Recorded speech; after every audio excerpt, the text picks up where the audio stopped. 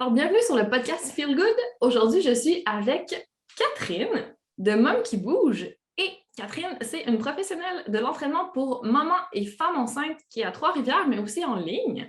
Elle a son podcast, Ton périnée en santé. C'est une maman fois deux et c'est une kinésiologue, en fait. Donc, on a la même formation, kinésiologue à l'Université Laval à Québec. Puis, on a une pratique qui a divergé un peu, donc c'est vraiment intéressant aujourd'hui que tu viennes nous parler davantage de périnée. Donc, je vais te laisser juste te présenter en commençant à ajouter s'il manque quelque chose à la présentation. Merci pour l'invitation, Andréane. En fait, tu m'as super bien présenté.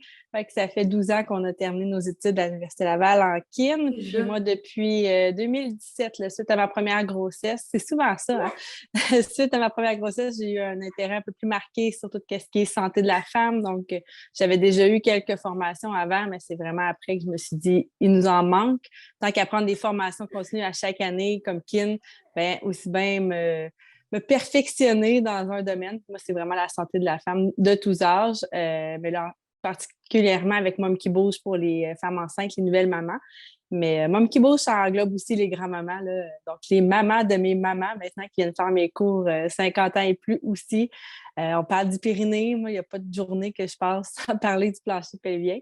Dans mes autres expériences de travail, j'ai aussi travaillé en oncologie, donc avec des gens qui étaient en traitement pour le cancer, radio ou chimio. Fait que ça m'a comme ouvert un peu sur la vie, c'est fragile, hein? Puis faut en profiter, il faut vivre au jour le jour. Fait que c'est un petit peu ça maintenant, mon dada, donc de profiter de la vie, puis de profiter des moments avec mes enfants aussi, c'est super important.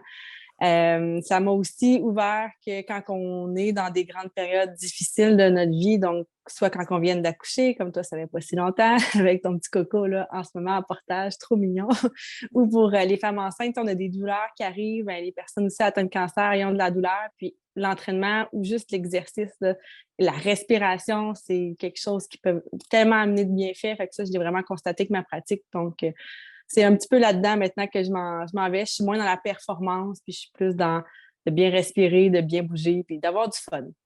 Ah, on a tellement un parcours qui n'est pas du tout pareil, mais on est arrivé à la même conclusion. Puis Exact. moi aussi, j'ai été étonnée quand je suis tombée enceinte puis quand j'ai accouché, de me rendre compte à quel point j'avais peu de connaissances sur le périnée, qu'on n'en avait pas assez parlé durant nos cours de kinésiologie.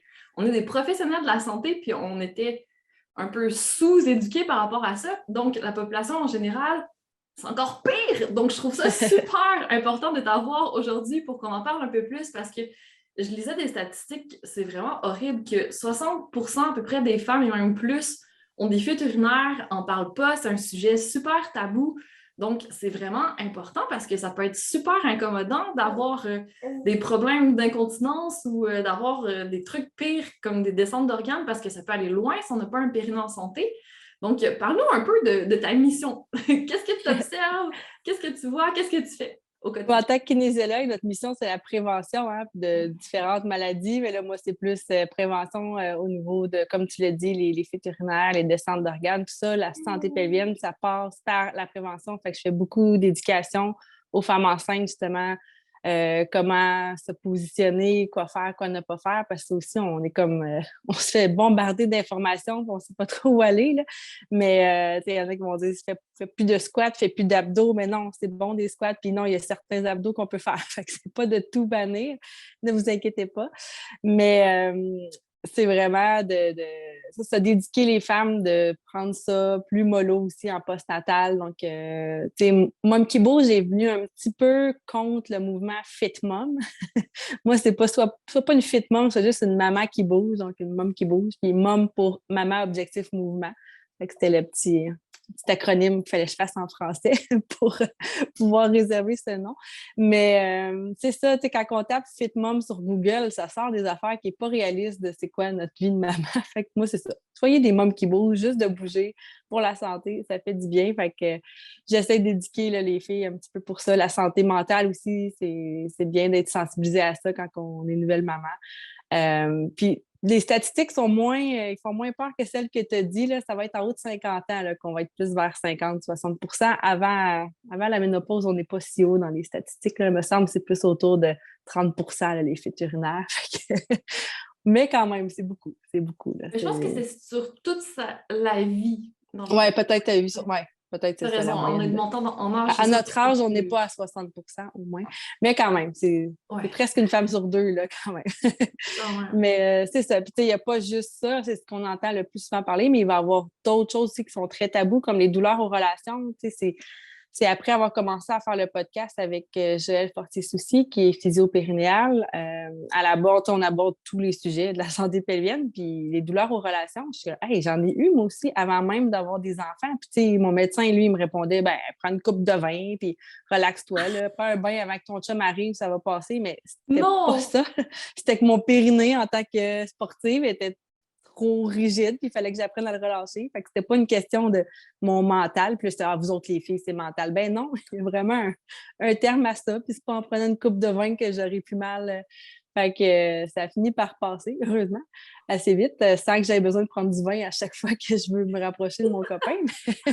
Mais tu sais, comme quoi, même les médecins ne sont pas très alertes à ça. Puis il y a beaucoup, beaucoup de filles. Là, j'ai donné une conférence au Congrès des kinésiologues en mai dernier, puis il y a beaucoup de filles qui venaient me voir après et me dire Hey, j'ai juste 20 ans, mais j'ai déjà des fuites ou j'ai déjà vraiment, je pense, une descente d'organes là, déjà, puis j'ai pas d'enfant, puis hey, j'ai tout le temps mal au plancher pelvien, puis je suis pas capable d'avoir des relations. Fait que, tu sais, qu'est-ce que je fais? Mais moi, je réfère en physio-périnéale.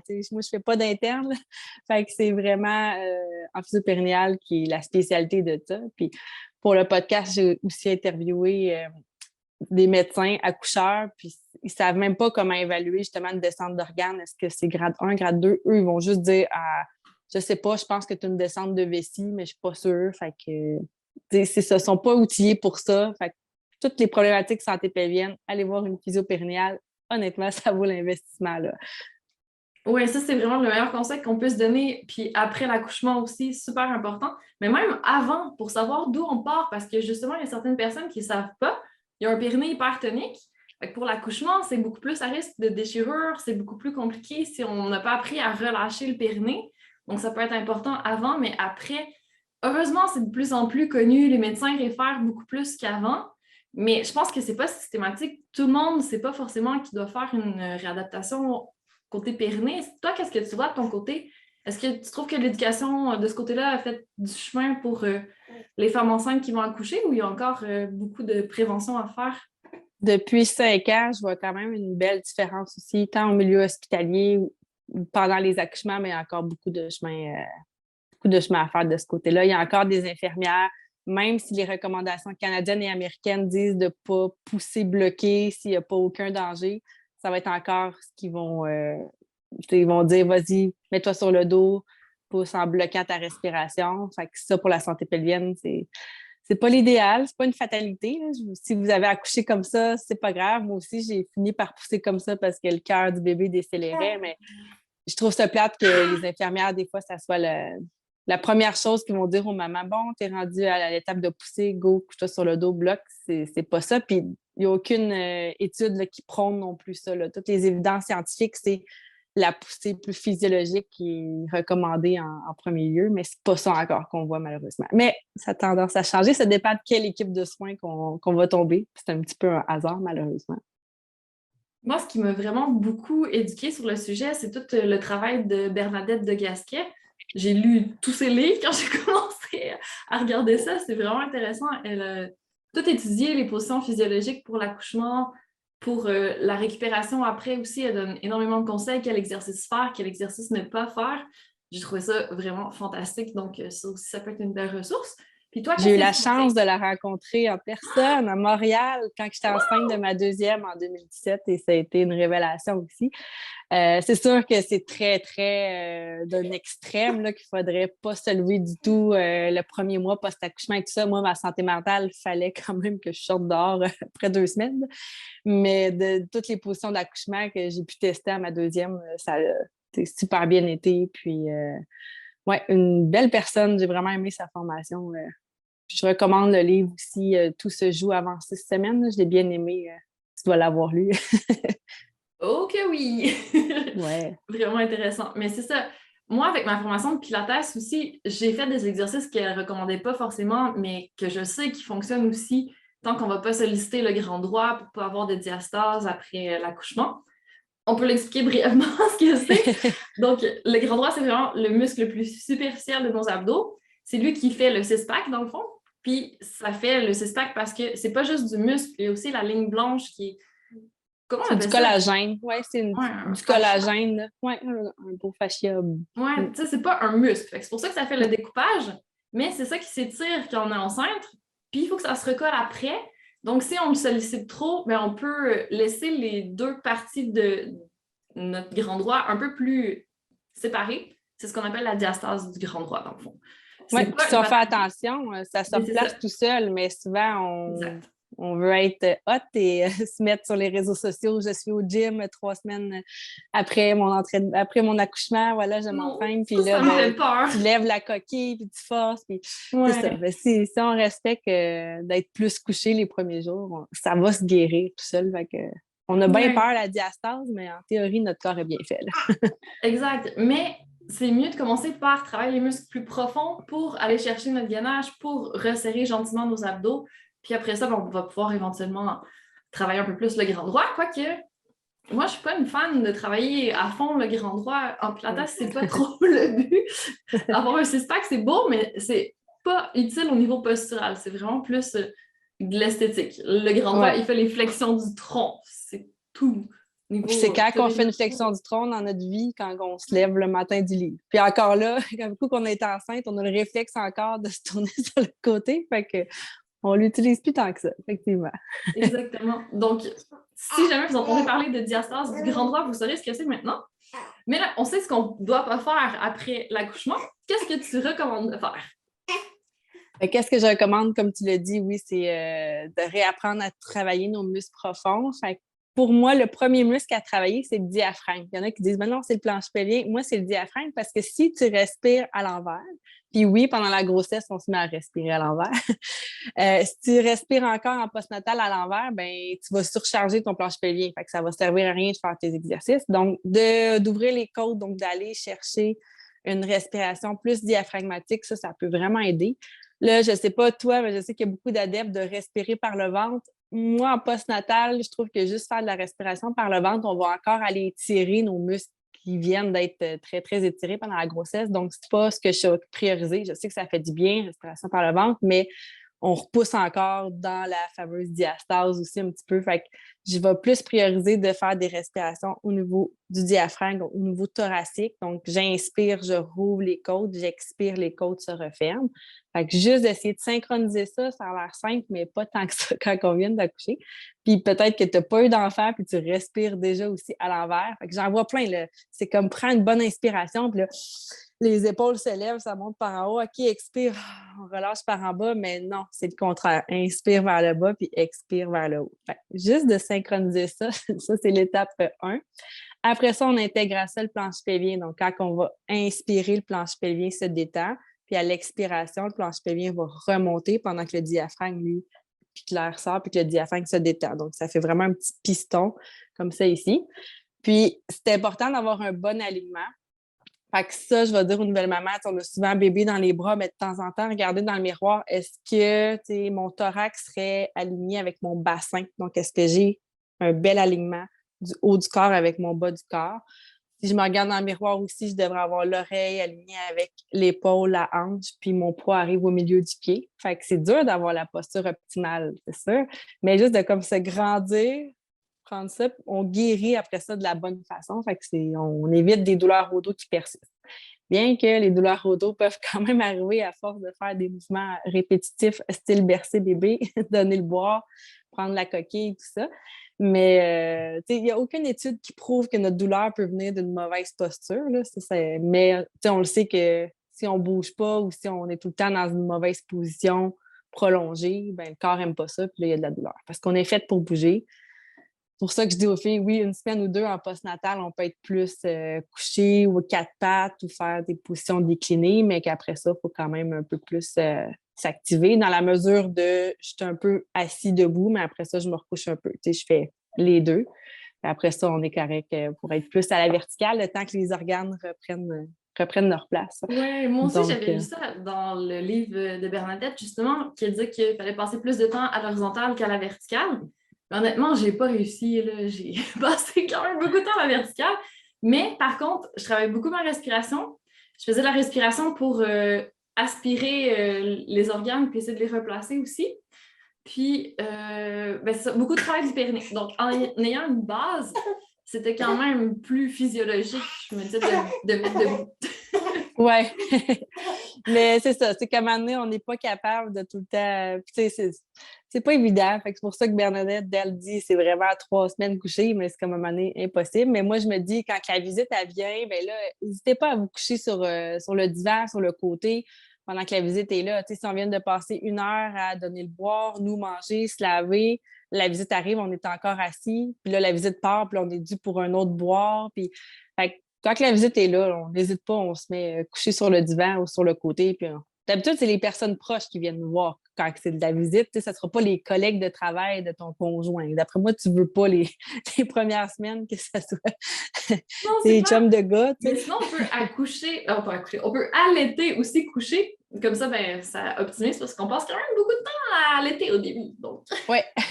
Sauf que les 2 premières semaines, aller tout coucher, en tout cas, moi, j'étais pas capable. Il fallait vraiment que je sois assise puis je place bien le sein, tout ça. Donc, mais oui, maintenant, on vient bonne. Puis là, la nuit, aller tout coucher, c'est comme yes, quand ça fonctionne. C'est super. Puis après ça, ben, comme autre étape, j'intègre le transverse. On a parlé un petit peu, mais c'est vraiment notre gaine naturelle qui fait le tour du corps, là, puis qui va bien nous aider à générer une belle tension sur la ligne blanche en avant. Fait que ça, je l'intègre quand ça va bien avec le périnée. On intègre le transverse. C'est assez rapide, là. Puis après ça, tout ce qui est muscles stabilisateurs là, au niveau du dos, qui font partie de notre corps, comme les multifides, qu'on ne peut pas vraiment travailler en isolement, mais que je vais travailler, exemple, juste de se tenir sur une jambe, ensuite sur l'autre, travailler mes bras.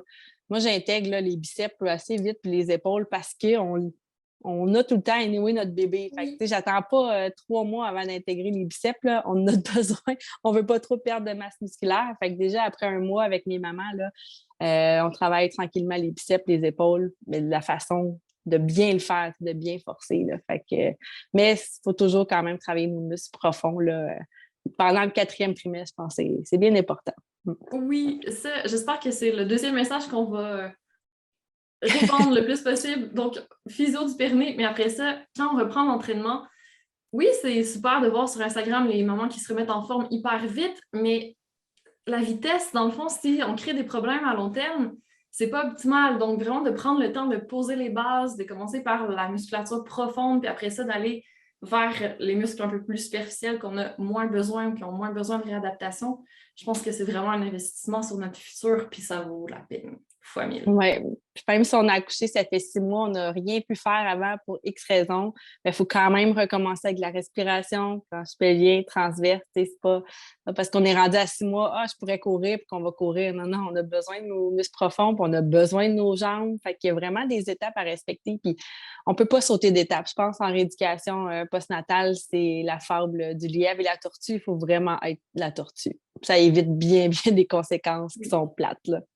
Effectivement. Puis juste pour revenir sur la respiration, parce que quand on dit respirer à l'envers, j'espère que les gens ont compris, dans le fond, c'est que notre corps, c'est un tonneau, c'est une surface fermée. Donc, quand on respire, que les muscles bougent, mais ça appuie sur nos organes, ça appuie sur le périnée, tout appuie vers le bas ou vers le haut. Dans le fond, quand ça bouge, il faut que ça aille dans un sens ou dans l'autre parce que on ne crée pas d'espace, on a l'espace qu'on a dans notre tronc. Donc, si on inspire, le diaphragme, lui, il descend pour laisser rentrer l'air dans les poumons.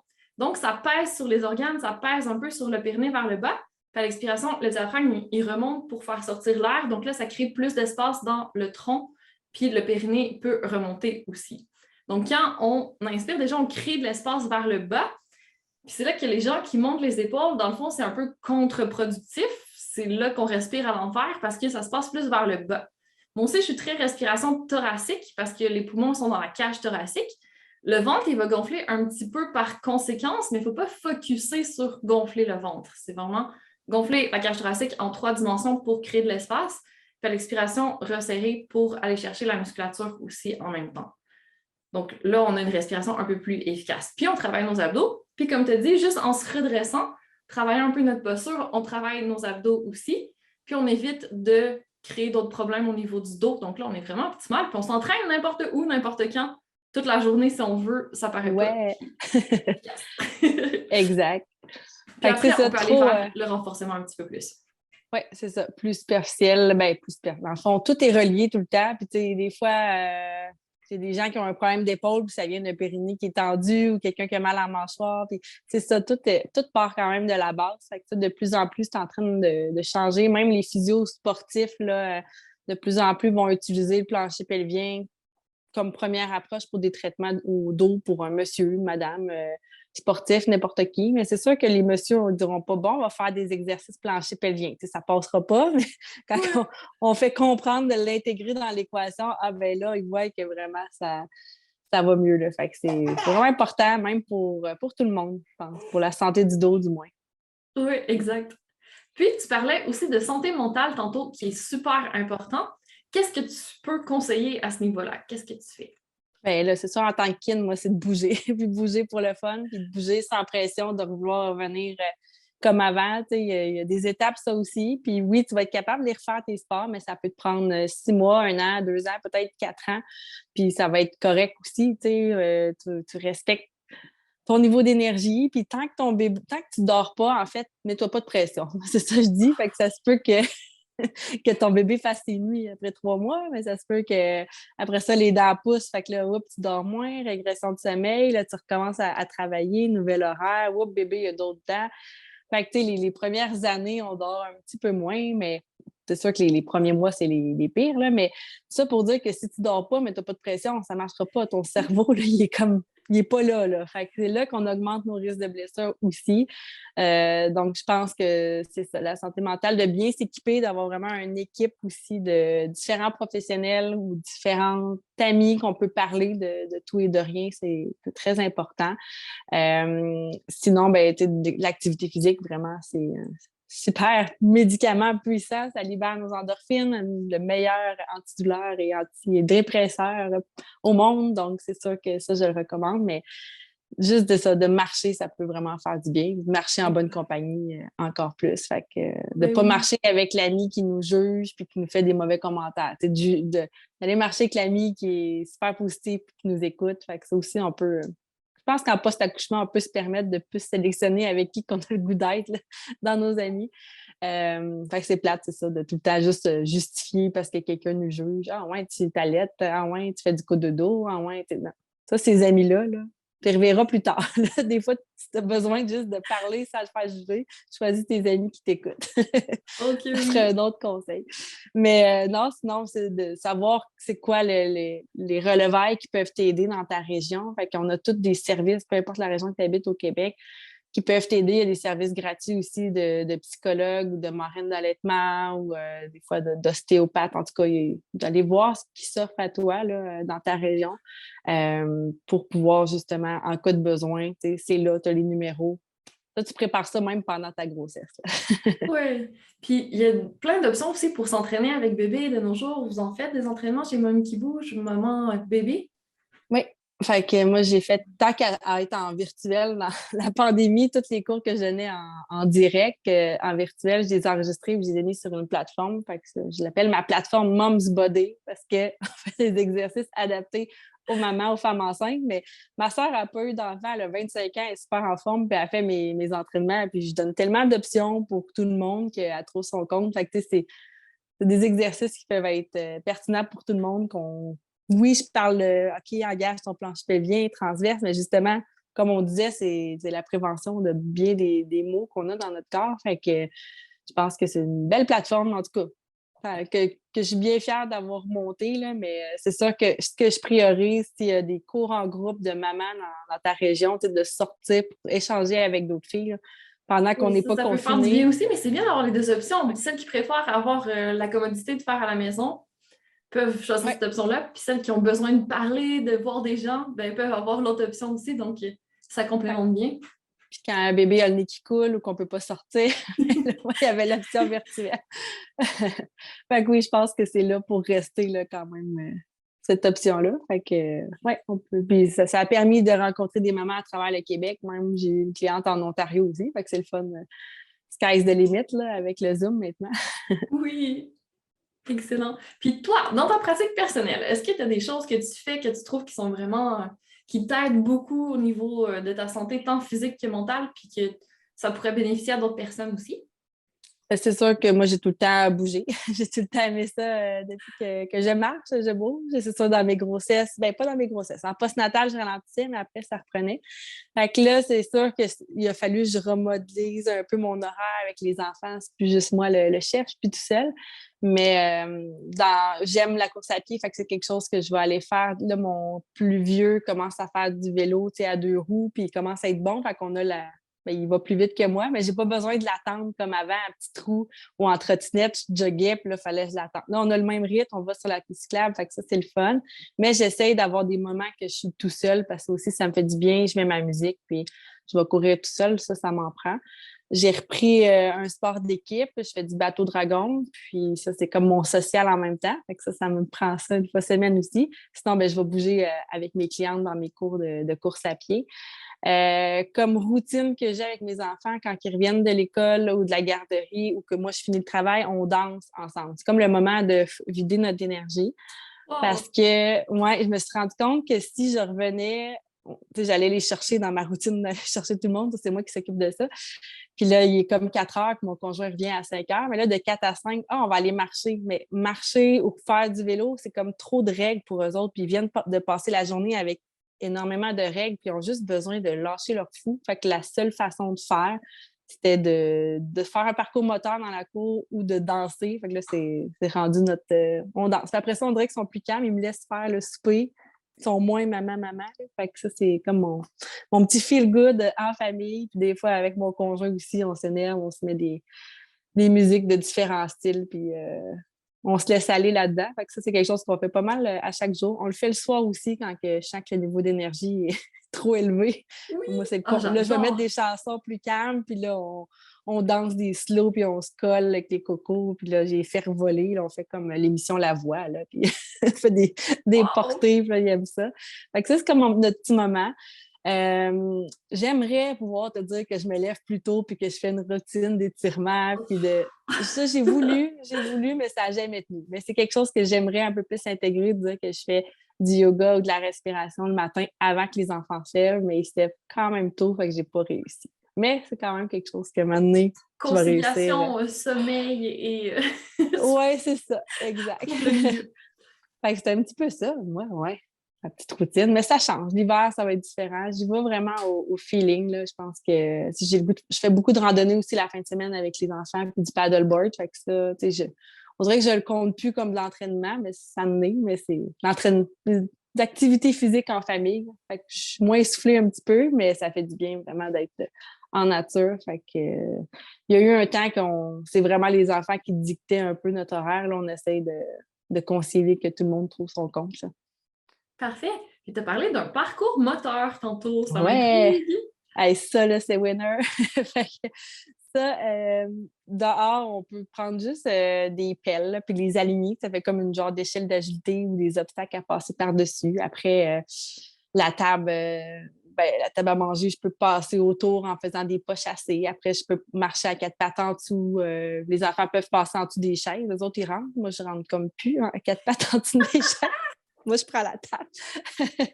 Mais c'est ça, on utilise des objets dans la cour arrière pour se faire un petit parcours. Dans la maison, ça va être la même chose. On peut passer à 4 pattes en dessous de la table. On peut faire des pas de géants autour de l'îlot, à reculons autour de la table. Après ça, je monte une marche d'escalier, je saute en bas. Je passe proche du pouf du divan.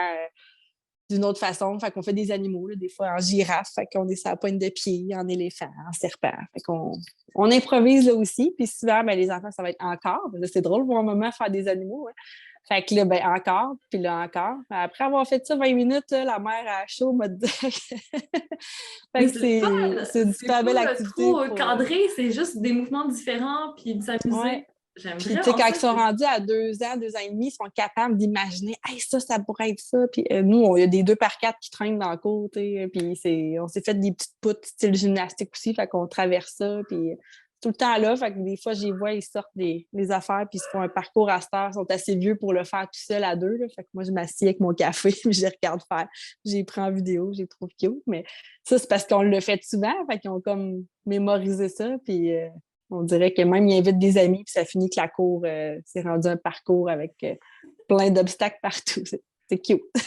Puis en plus, c'est le fun ils à s'en rendent pas ramasser. compte, mais ça développe leurs habiletés motrices. Justement, c'est important de faire différents mouvements pour pouvoir vraiment faire les connexions Ah neurologiques oui, puis par tu sais, la suite. ça doit développer aussi le sentiment de fierté, parce qu'ils créent quelque chose, puis là, tu sais, nous, on le fait avec eux. Fait que là, tu sais, maman le fait, qu'est-ce que j'ai inventé, puis on passe du temps avec eux. Fait que je pense que c'est vraiment sur leur développement, ça c'est cool. Là. C'est Mm. super winner pour tous les aspects. C'est ça. Mais ça, il faut attendre qu'ils soient capables de. C'est ça, plus à partir de 2 ans. Oui, ça c'est ça. Ouais. Super. Hey, merci, tu as donné des super bons conseils. Il y en a vraiment pour tous les goûts, qu'on soit enceinte, qu'on soit en postnatal ou un peu plus tard dans notre vie. Il y a quand même plein de choses à faire pour garder notre santé au niveau périnée et musculaire global. Si on veut en apprendre plus, si on veut te suivre, où est-ce qu'on peut te trouver? Je suis pas mal sur tous les réseaux sociaux, en fait, mais Instagram, on dirait que je vais mettre plus facilement des photos là-dessus. Fait que 4 barres en bas, Mom qui bouge sur Instagram.